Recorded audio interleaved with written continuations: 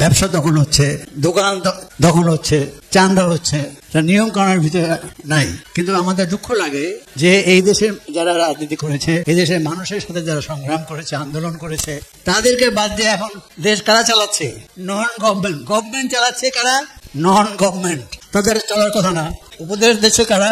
যারা এই দেশে বসবাস করতেন না। অনেকভাবে আমাদেরকে অপমান করা হয়েছে, এই জাতিকে অপমান করা হয়েছে। কিন্তু এইবার যেভাবে অপমান করছে, এটা ইতিহাসে লেখা থাকবে। কোথায় আমেরিকায় ছিল, কোথায় লন্ডনে ছিল, কোথায় জাপানে ছিল, তাদের গাইনা বই লেখাইতেছে, সংস্কার করতেছে। আরে বেটা, আলার বাস্তবায়ন করবে কে?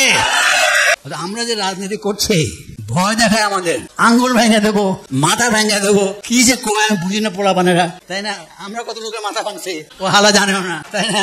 তো সেই জন্য বলি যে একটা প্রান্তিক পর্যায়ে আমরা চলে এসেছি। এখন মনে হয় একটা শেষ খেলা হবে। দ্বন্দ্ব এখন অনিবার্য। বাংলা একটা কথা আছে, ভাত দেওয়ার মুরাদ নাই, কিলানে মুসাই, মেয়েরা বড় বড় কথা গাও, সবাই নাকি আমার স্বৈরাচার হয়ে গেছে। হালার ফলা তুই গণতন্ত্র শিখছে কার কাছ থেকে? তোর গণতন্ত্র শিখাইছে বেটা, তোর বাবাই জিগা। কথা বুঝতে হবে। তারা যে ভাষায় কথা বলে, আমরাও সেই ভাষায় কথা বলতে জানি। কিন্তু কথাটা হলো ভয় দেখে দেশ চালায়। এটা কোনো কথা হলো? এই সরকার না, সব সরকার। দেশ স্বাধীন হইতে পাকিস্তান আমলে ভালো কথা, তারা ভয় দেখাইতো, তারা মারতো, তারা জেলে যেত। এখনো মারে, এখনো জেলে দেয়, এখনো কিল দেয়। পার্থক্যটা কি হলো? পার্থক্যটা এই হলো, আদম যে জায়গায় আলাদা আদম হয়েছে, 12 পরিবারের জায়গায় হয়তো 1000 পরিবার হয়েছে। এই জন্য তোর বাংলাদেশ করা হয় নাই, এই জন্য তার 30,000 লোক এখানে আত্মহত্যা দেয় নাই। তো সেই জন্য ভুল হয়ে গেছে আমার মনে হয়। এবার পরিবর্তনের পর সরকারটা চলছে না। আজকে মনে পত্রিকা আছে, অনেক বিদগ্ধ যখন বলেন সংসার দেশ চলছে না, তা আমি মনে মনে ভাবি চলবে কি করে? গভর্নমেন্ট তো নাই, নন গভর্নমেন্ট হয়েছে গভর্নমেন্ট।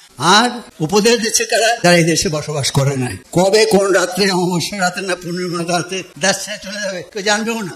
এই যে বাস্তবতা, চিন্তা করলে পরে ভয় হয়। কারণ দেশটা আমাদের সকলে, বরঞ্চ আমরা এই দেশ সৃষ্টিতে আমরা একটা অনন্য অংশীদার ছিলাম। ভাই সাহেব, এই দেশে আমরা কথা বলার সময় মুখ সামলায় বলবেন, বুঝছেন? কথা বলে না বলে বলতে পারি না, সেটাকে কেন মনে করেন? তাই বলে বাপ মা তোমাদের সম্মান বোধ শেখায় নাই, মুরব্বীদের সাথে কিভাবে কথা বলতে হয় সেটা তোমাদের শেখায় নাই।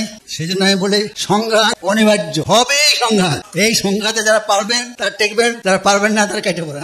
আমাদের একটা কথা আছে যে মুসলমান যারা তারা সবাই বেঁচে যাবে, কিন্তু দোজক থেকে যাবে, তো তাদের কপালে লেখা থাকবে দোজকবাসী। তা আমরা সবাই স্বৈরাচার, কেউ আমরা গণতন্ত্রী না, এটা মানে নেন।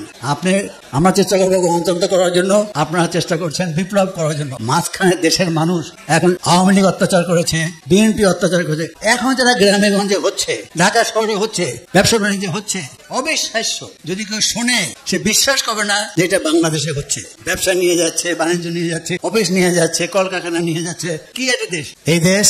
যারা আমরা সৃষ্টিতে সহায়তা করেছি বঙ্গবন্ধুর নেতৃত্বে, আমরা গর্বিত। এটাকে ক্ষুণ্ণ করার জন্য, এটাকে ব্যর্থ করার জন্য, এটা মানুষের কাছে এটাকে ঘৃণিত করার প্রচেষ্টা চলে আসছে আজকে 54 বছর।